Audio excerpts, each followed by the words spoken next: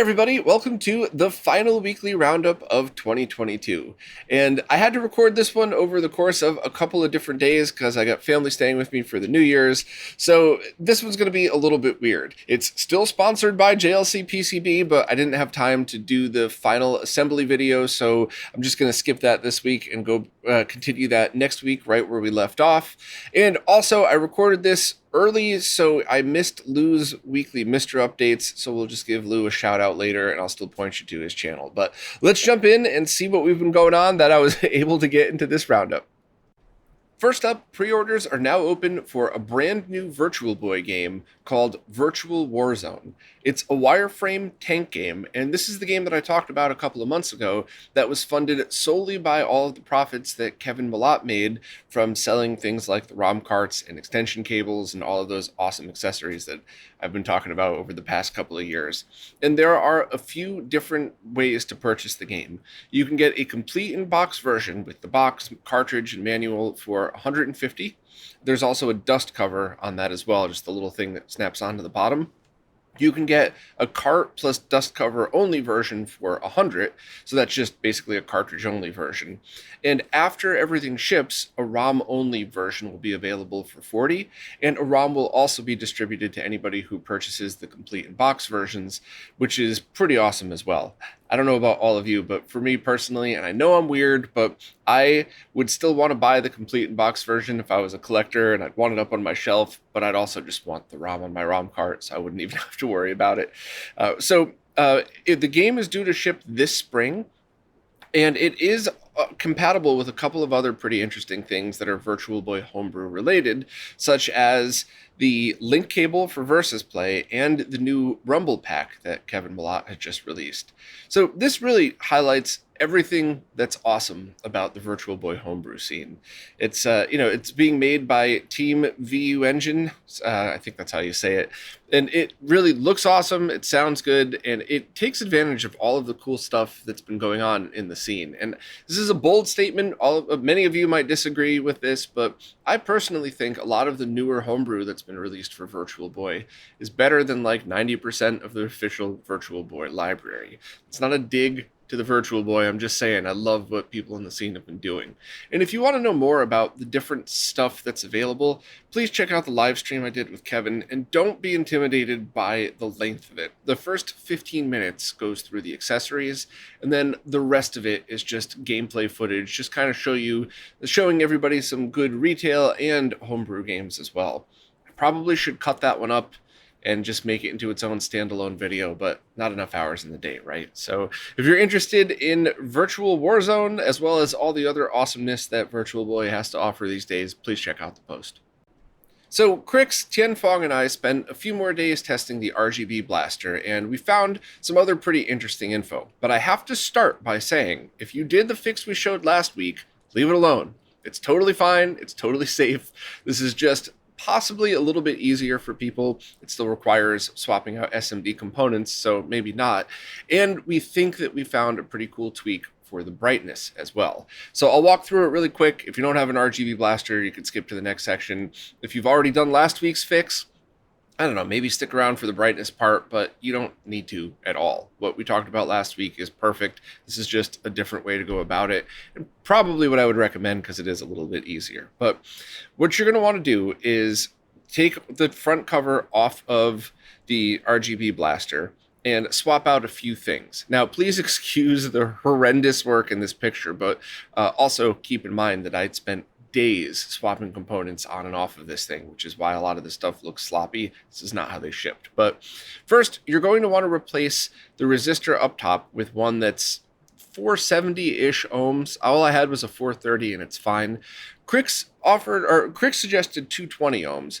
He's not wrong at all, but I'm kind of looking at this from the perspective of, I would rather give you advice and be wrong with the final consequences being you need to use a lower value resistor, which is annoying, but zero chance of damage. Whereas if you use the 220, there is potential for compatibility and weirdness issues. Not normal, but what if you had one of those cables from 10 years ago with an LM1881 in it, and you put it through a low low quality SCART switch with a second LM1881 in it, you might start to send a higher voltage down. And while it's incredibly unlikely, I like to err on the side of caution, and I'm totally okay if I'm wrong about that.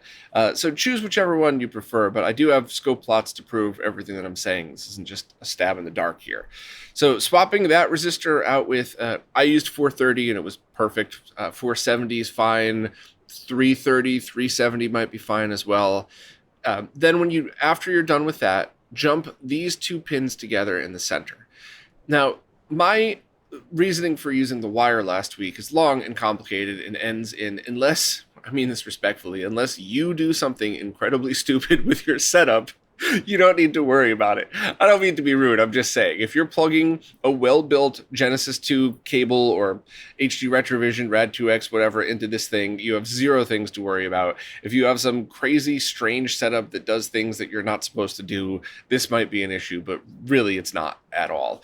And to be honest, if you wired your setup so weird that this would be a problem, you're going to have other issues anyway. So just jump those together. That was Kriksz's solution. I kind of hesitated, but he's right. That's the better way to do it. It's easier. It doesn't require crazy skills or soldering a tiny wire, and it looks better because you don't have a wire bodge, which is kind of funny because anybody that works on Sega consoles knows they're just filled with factory bodges, but whatever. So that's pretty much it. Now, there is one more tweak for the brightness that Krikzz had figured out, and both T and I had verified. And I think that this one is good, but I just want to take a moment to explain it. So what this will do is increase all of the voltage on all of the output pins. Not a lot, not dangerously, but that does also mean that the voltage on the sync line will be a little bit higher. So even if the brightness is totally fine in your setup, maybe you just got to turn up your TV's brightness a notch or two. If you do the 430 ohm or 470 or whatever sync mod and suddenly your RGB blaster doesn't sync anymore, try the brightness mod as well. Or if you just want to not have to turn up the brightness, and all you'd have to do is kind of right by where the sync resistor is. If you go down underneath the ADV chip to the one labeled 680, if you swap that out as well, then you should be fine. And that would make the brightness brighter, more correct, certainly not over the limit. And if you had any sync issues at all, that should clear it up. And this also would produce what I think would be the right voltage to aim for in a scenario like this. If you have an oscilloscope and the 240p test suite with the all-white screen, you could tweak this to the levels that I did, but you definitely don't need to. You could use that same 430 or 470 ohm resistor, so swap the 680 with 430 or 470. I used a 330 because I had a scope to double check, and what I ended up doing was dialing in perfect voltages for everything. You don't need to worry about that, though. Just throwing in a 430 or should be fine. But should you do choose to tweak it, I was able to get 290 millivolts on the C-Sync output using a properly built Genesis 2 cable, and 490 on the composite output, which is not composite video, it's just sync over that, which is great. And for the brightness, I was able to dial in exactly 700 millivolts on all three lines by using that. Now, just once again, keep in mind that my Famicom seems to be on the dimmer side, and all of these consoles have a wide range of tolerance. So if you use a 330 like I did, yours might be too bright. Probably not send too much voltage too bright, but washed out. So if you don't have a scope, stick with 430, 470. I am 99.99999% confident that that's all that you would need based on these scope readings and everything else. If you do have a scope, and especially if you know you're only going to be using it on one or two Famicoms, if you want to be nerdy and tweak it, cool. If not, just don't bother and don't worry about it. Maybe just verify afterwards. What you do want to look for is if you do this and it goes over 714 millivolts up to about a volt, you start to get the image washed out and you lose detail. So that's what you're trying to avoid. Over a volt, you start to get a little bit dangerous, but I don't think that would be easy to do in this scenario, unless you jump the pin together and don't use a resistor at all. But I'm kind of over-explaining just to make sure everybody feels confident in doing this mod, knowing that they don't really have to worry. But honestly, all I'm really saying is if you want to replace the top resistor and the bottom resistor, the one marked 47 and 680 with a 430, jump the middle pins together, and this should be perfectly fine on every Famicom. It should fix your RGB Blaster, and that's all you would need to know. So thanks again to Krikzz for doing this, for taking the time to tweak this. Yeah, it was a mistake, but you know what? I think, in my very strong opinion, you need to look at how Krikzz handled this. Krikzz didn't say, this is your fault, this doesn't matter, this is bullshit. Krikzz said, okay, how do we fix it? And then spent like 2 days with us trying to get not only the fix, but the most tweaked fix possible. So, you know, if you are mad about this, that's fine. You have every right to be, but I kind of see both sides of this. I see it from the consumer's point of view and from the developer's point of view. And, you know, I just got to praise Krikzz for stepping up and really coming up with a great fix. And most importantly, this was a very small batch. Every batch from now on will have these fixes implemented, so you never have to worry about this again. So I'm calling this one a win with a little bit of a bump in the road, but, you know, feel free to share your thoughts if you feel like it. Pre-orders are now open for a vinyl version of the last Armageddon soundtrack, which I believe was an RPG released for Japanese PCs, as well as the PC Engine CD, and I think even the NES. But this soundtrack is based on the X68K version, and is completely redone based on new masters. It's not based on the previous CD version of it, and it will include 2 remix tracks as well. So if this is a game that you enjoyed, or at the very least a soundtrack you enjoyed, the price is about $55, and it should ship by summertime this year, or I guess next year. We're right on the end of 2022, so summer of 2023. So if you're a fan of the soundtrack and you like collecting stuff on vinyl, definitely check out the links in Crystal's post. There should be stores available all over the world that you're able to pick this one up on, including just Amazon Japan if you prefer. There's a new open source IR light gun project called Devistar, which looks really interesting. The basic overview of it is that it requires you to put 4 infrared receivers around whatever monitor you're using, which could be CRT or flat panel, doesn't really matter. And it should be able to interface into original consoles as well as emulation, which is really interesting because this is kind of a very cool way to approach this, because you could have this set up and maybe build in some MiSTer integration, or even have a little controller adapter so you could plug it directly into different consoles.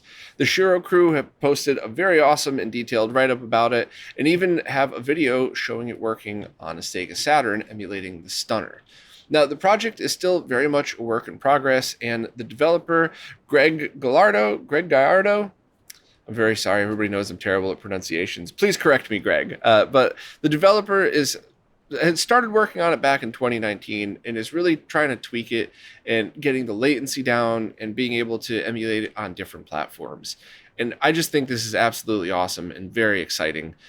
They show it working on the Genesis via a Menacer, or emulating a Menacer, the Master System Light Phaser, an SNES Super Scope, a USB mouse, the Sega Saturn Stunner, and the Atari XG1.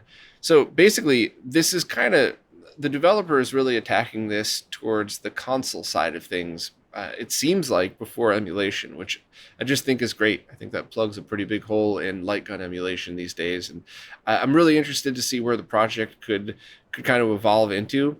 If you want to know more info about it, please check out the post where they had an interview with the developer, and I'm definitely going to be keeping a very close eye on this and hopefully be able to test one myself, because I'm a giant fan of light gun games. But as anybody that's been following my weird and sometimes very boring and nerdy live streams knows, that I've actually been having some trouble with some light gun games on some CRTs even as well. And it makes sense. We're using 30-year-old light guns. You know, the TVs, the CRTs themselves might be aging. Some might have other issues. So I would really love a way to be able to set this up and just not worry about it again. And I'd even love a way to have a brand new light gun, whether it's an IR-based one or anything else, that's not very much latency, that we could just start using with all of these. Maybe I'm wrong. You know, share your opinions, of course, if you think I'm thinking about this from the wrong point of view. But rather than trying to hunt down a single light gun for every console, making sure it works, making sure your TV is working, having something like this with some controller adapters, I think would be a very cool option, depending on your setup. There are some of us who just really want all original everything sometimes, which is totally fine. But thanks very much to Greg for working on this, and hopefully I'd be able to demo it, in the near future. Jimmy Hoppa recently found footage of an SNES game or Super Famicom game that was never released. It ended up being canceled. So, some quick background: Jimmy has been doing a video series on old VHS tapes that he found that have different commercials or game footage or promos on them. And I think I talked about that a few months ago. I talked about the first video in the series, and there's been a few since then. And in this one, Jimmy found footage on one of these VHS tapes where the game Vorg was advertised, but that game had never been released. So I wanted to talk about it here, both because any video game historians or fans of stuff like this would probably find it interesting, and Jimmy did put the full rip of the promo on this video as well. But also, does anybody have a ROM for this? Could we spread the word? Is this something that Hidden Palace has been working on, and maybe they're just getting some assets together? Obviously a massive fan of all of their work as well. Is this something the Video Game History Foundation knows something about? Because maybe the game's awesome, maybe the game's going to be terrible, but I think it's really cool when we discover these things and get to experience them for the first time. And, we have found some games where I was able to get the ROM, play it, and go, oh, that's why this was canceled. That makes sense. But there's also been some other really awesome ones as well. So if you're a fan of this stuff, please check out Jimmy's post and the video if you'd like. Jimmy always does a good job summarizing everything in the post as well. And of course, if you're a fan of Jimmy's work, please consider supporting him on Patreon so that we could continue funding cool stuff like this, because I would have never had the ability to take some Japanese VHS tapes, sort through it, figure out what's on it, and categorize it like this, and Jimmy's just killing it. So, excellent work, my friend. Over the past month or so, I've been talking about the Candy Cab coin button replacement project, and I wanted to swing back around with a conclusion and have a little video and overview of what it is. If you don't have a Candy Cab or you don't care, maybe stick around because I think this stuff is interesting, but feel free to skip to the next section if you need to. But basically, this started out as an idea where Tian Fong and I figured out how to take or to unbolt the coin slot on Candy Cabs and bolt a very easy to make PCB in its place and have you wire it up to your JAMA harness to insert coin 1 and 2, as well as access the menu on both original arcade boards and the Mister, and I assume Raspberry Pi based solutions as well. I don't have any here to test anymore, but I loved the project. I thought it was great, super cheap, super easy to wire up, but that top PCB wasn't the nicest looking thing. It was functional, and I thought that was great, and I was happy with it. However, Joe, aka Midgeek Crisis, had that very cool 3D print design that made it look like a coin slot. And if you go back to some of the previous roundups, I've been using JLCPCB to print these and to kind of figure out which one was better for me to use or not. And I wanted to officially share the link to Joe's design, as well as kind of show an overview of it. I also am trying to take this opportunity to leverage some social media services just to get the word more out about what we do, because that's one of the most challenging things about basically my job here at RetroRGB is letting people know what it is that we do. So basically, I'm hoping to get this info out, blasting it across all social media platforms just to show people, maybe support so that more of these free designs could be released. And also, please check out all of the amazing developers that I showcase, because, while Joe's built a pretty decent following, hopefully with all of us retweeting, a lot more people could see the work that he's done. So it's kind of the point to all of this, but I really liked it. I showed in the just 2-minute video on social media, or 1 minute cut down where you had to on some of those platforms, how I installed it. The only thing I didn't show that I thought you all might think was kind of funny here is, since JLCPCB gave me that coupon to make some of these, I bought the very expensive metal version of it. But you can't heat up the insert and jam it into the metal version, so I couldn't figure out how exactly I was supposed to do it. So I just used epoxy. I dipped those plastic screws in epoxy, stuck them in, and I just kind of sat there while I was working on a project, making sure that, the 2 screws stayed straight for about 15-20 minutes. Came back about 6 hours later and they were in, and that's it. But that's also how I figured out to cut the ends off of the plastic screws, because the other reason it took so long to get this post out is this entire time I've been trying to fumble with having all of the washers and the PCB on the screws and then lining them up, but then you have to cut the screws down because if they're too long, and then doing it this way, I realized you don't need to do that at all. That's one of the many reasons I said to get plastic screws, is so you could trim them if you need to. So hopefully you all could enjoy laughing at me for that silly mistake, but also benefit from the fact that I just showed a very easy way to install these. So, as always, thanks so much to Joe for releasing this design for free for anybody to print. Thanks to T for suffering through all of my annoying middle of the night, dude, we should do this ideas, because I really do think all of this stuff will benefit people with candy cabs. It's a no-cut mod. It adds a ton of functionality, even though it's so basic and silly, and it's totally free. All you have to do is download the files, and you can make your own, and you don't have to worry about any of this stuff. So if you have any other ideas about this, please let me know. I thought I feel like the design's finished now, but I don't know. Every time I say that, another amazing member of the community steps up and does something different. So please check out this post, the original post, and then this instructional video on whichever social media platform you prefer in order to see this and hopefully get it installed in your candy cab. Mike Chi just released firmware version 3.0 for the RetroTINK 5X that adds a few more features, lowers the latency even more, and has some tweaks to it. So I'm very excited to talk about this. I do want to very politely, but forcefully remind everybody that Mike didn't have to do any of this. The firmware version 2.0 could have been another product. This firmware version 3.0, he didn't have to do this. He could have just saved everything that he learned and just kept it in the upcoming RetroTINK 4K, which, once again, part shortage, who knows when that's going to release. It could be 2023, it could be 2024. But point is, Mike still is giving us all of these updates for free. And if you were somebody who bought the launch edition, you now have a ton more functionality than ever thought possible. So I got to just credit where credit's due. However, let's get into the different upgrades and what you benefit by going to this. First, quick little warning. Every time you update the firmware, you lose all of your saved profiles and everything gets set back to the default factory settings. Shouldn't be too big a deal, but if you have some very important profiles set for your streams, you might want to think about that. But the first thing I want to talk about is that Mike took what he learned from the RetroTINK 4K development and backported it to this, which allowed for lower latency in all resolution modes. And on top of that, you could even view how much latency the RetroTINK 5X is adding based on input, output resolution, and everything else right in the status menu. So that alone is pretty awesome. It's one of those things where it's a good peace of mind, right? If you're a pro gamer and you're playing on a low latency flat panel, it's really nice to see that the latency isn't going to mess with your moves, not just be told that through podcasts like this, to be honest with you. So lower latency in all modes, you can view how much it is. That alone is just an awesome upgrade, and I'm very thankful that Mike released it.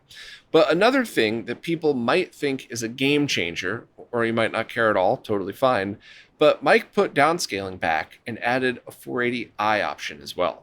So very quick backstory, the launch edition, all of the 1.x firmwares of the RetroTINK 5X could downscale 720p and 480p and I think 480i to 240p.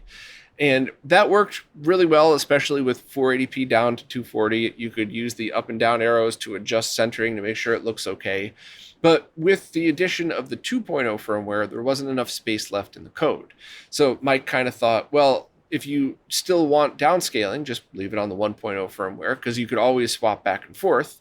And for now, let's just kind of leave it out, because that wasn't the most used feature. It was something that if you did use it, it was a big deal, but the fact that you didn't have to give it up was a good trade-off. But now it's back and in the main firmware, so you could just use it regularly. But there's some more options.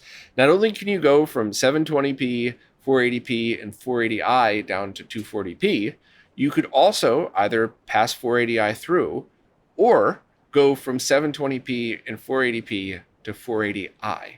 So why would you want to do that? Lewis from Zez Retro and I did a whole podcast or a live stream about that. I did a write-up. I talked about it. So here's the basic short version. If you just want to have newer games on CRTs, you might actually benefit from the higher resolution and more data on screen from 480i. So that's a cool thing right there. Now that it's in a low latency mode like this, you could totally have a modern game that is downscaled to this. and also you get to choose your aspect ratios and everything. So that's a pretty cool feature, and something that I think a lot of people might want to try out. But also for old TV shows. Let's say you got a streaming box that you could just use one of those HDMI splitters that's PS3 compatible, and stick one of those into an HDMI to component video converter into the TINK 5X, then go out of the HDMI port to either an HD15 to SCART or another component video output. And now you can watch old TV shows in 480i, and you should be able to use some of the aspect ratio controls as well. So I think that in itself is another pretty cool feature. Now, I will be honest, no disrespect to Mike, if your only use for this was to just kind of mess around and watch old TV shows, I wouldn't say go buy a RetroTINK 5X for that, and neither would Mike.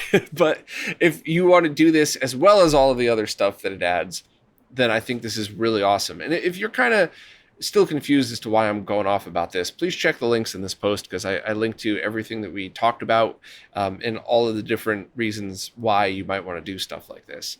And also, you could name each of the profiles if you'd like with an on-screen keyboard.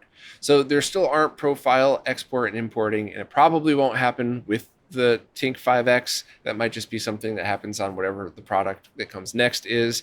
But it's still pretty cool, and it's still something that, especially if you're a streamer and you're switching games midstream, you don't have to, oh, let me check my notes. What was profile 1? What's profile 2? You could just kind of go in and hit it.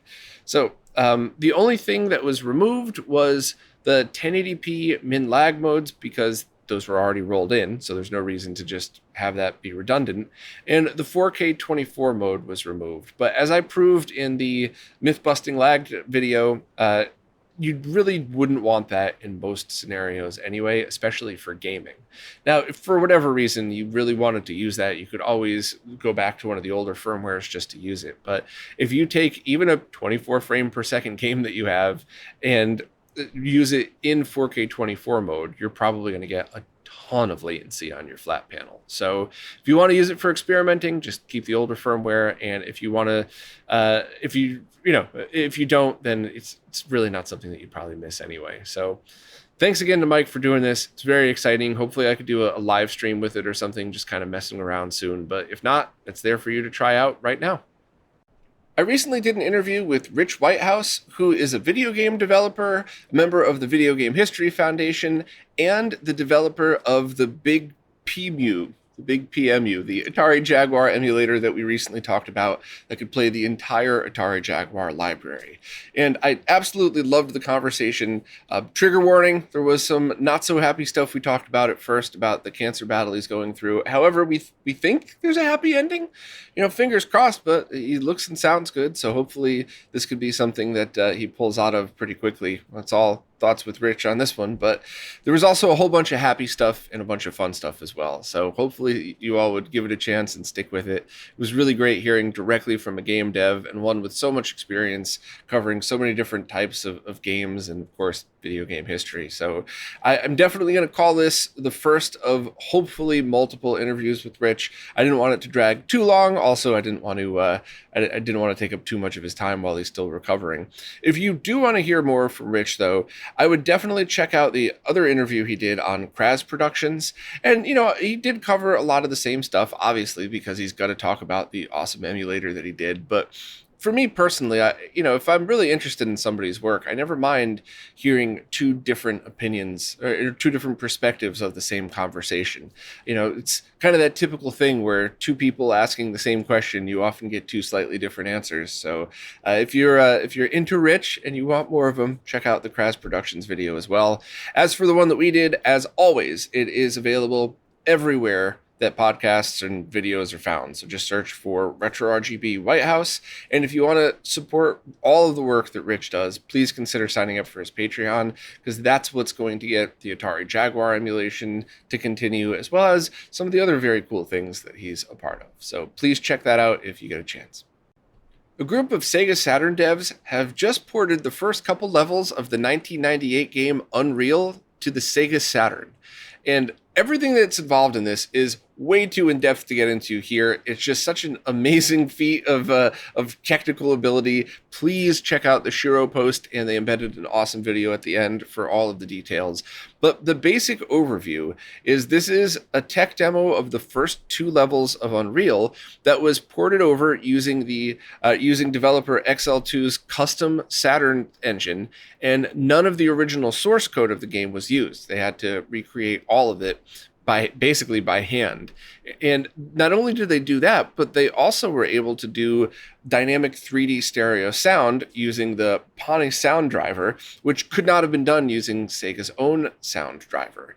So this is just one of those things that's like, you know, it's ridiculously impressive that this group of people was able to use the Saturn to recreate this.